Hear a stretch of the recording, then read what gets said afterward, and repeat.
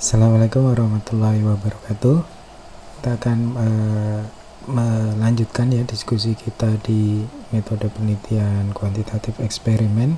Kita akan masuk ke deskripsi modern dari eksperimen. Nah, sebenarnya beberapa istilah ini nanti yang akan kita diskusikan sudah kita bahas ya di materi-materi sebelumnya ya, sebagian ya. Namun di sini saya merasa perlu gitu ya menegaskan kembali definisi-definisi ini, karena memang ini salah satu komponen yang penting ya untuk memahami perbedaan dari istilah-istilah ini.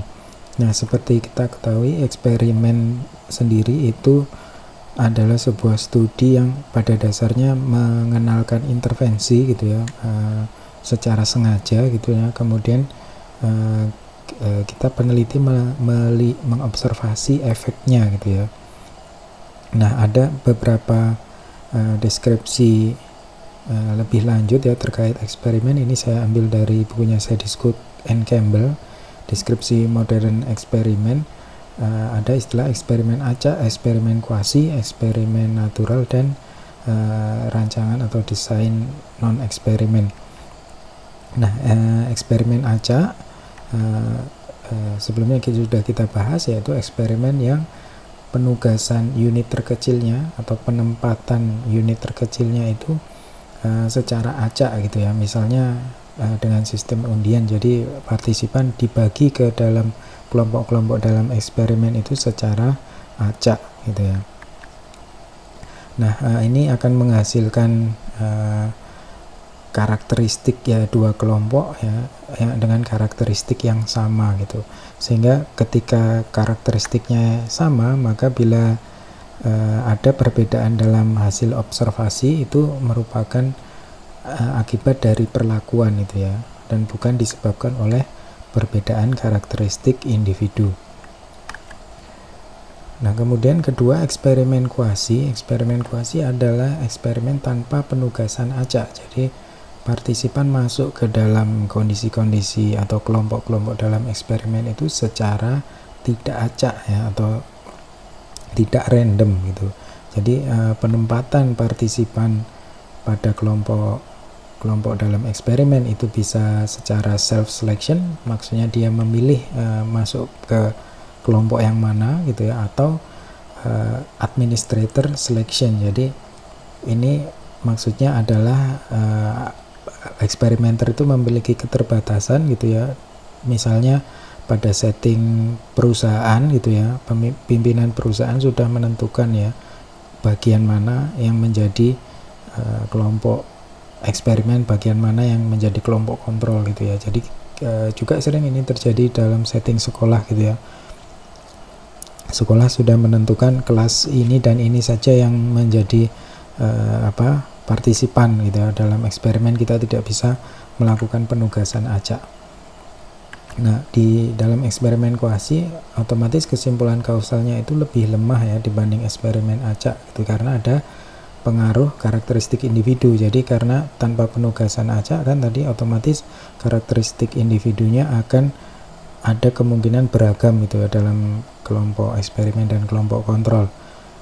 Nah, jadi eksperimenter atau peneliti itu memiliki tugas tambahan ya untuk mengurangi efek dari perbedaan karakteristik individu antar kelompok ini gitu ya. Nah, walaupun tadi eksperimenter itu kadang tidak bisa mengontrol gitu ya adanya tadi eksperimenter atau peneliti memiliki kontrol yang kurang gitu ya terkait penugasan partisipan tadi ya, misalnya di administrator selection gitu. Tapi di sini eksperimenter masih bisa mengontrol ya proses eksperimen lainnya ya, seperti dalam memilih jenis pengukuran ya, penjadwalan pengukuran, kemudian menentukan kelompok komparasi gitu ya, atau dalam penjadwalan perlakuan gitu ya. Nah, kemudian yang ketiga, eksperimen natural. Jadi ini adalah eksperimen yang membandingkan kondisi intervensi yang terjadi secara natural dengan kondisi pembanding. Nah, dalam eksperimen natural ini kondisi perlakuan itu tidak bisa dikendalikan oleh peneliti.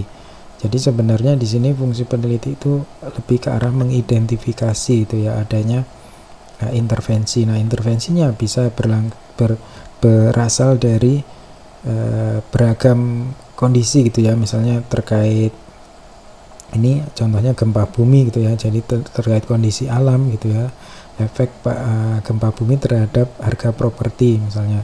Kemudian bisa juga intervensinya itu dari penerapan kebijakan pemerintah misalnya, jadi misalnya efek legalisasi aborsi ya terhadap tingkat kejahatan. Jadi ketika ada penerapan aturan legalisasi aborsi ini, apa yang terjadi pada tingkat kejahatan. Jadi dia di sini lebih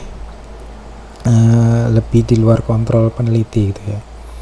Nah, kemudian yang terakhir adalah desain non eksperimen. Jadi di sini variabel yang diduga sebagai penyebab dan akibat itu diukur tanpa mempertimbangkan elemen-elemen eksperimen ya, tanpa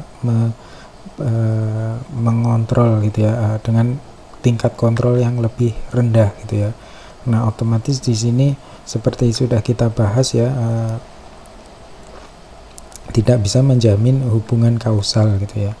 Nah, tapi sebenarnya masih memungkinkan gitu ya apabila semua alternatif penjelasan penyebab itu sudah diketahui gitu ya, yang memang ini agak sulit gitu ya, hampir mustahil ya dilakukan gitu ya. Kemudian semua alternatif tersebut nanti bisa diukur secara valid gitu ya, diketahui, kemudian bisa diukur gitu, dan model substansif yang digunakan dalam statistik telah diketahui secara spesifik. Jadi jalur antar variabel itu berrelasi gitu ya, itu sudah diketahui secara spesifik. Nah, ini yang juga kelihatannya sulit gitu ya untuk bisa menjamin hubungan kausal. Nah, itu saja. Terima kasih atas perhatian rekan-rekan. Kita jumpa lagi di modul selanjutnya. Terima kasih. Assalamualaikum warahmatullahi wabarakatuh.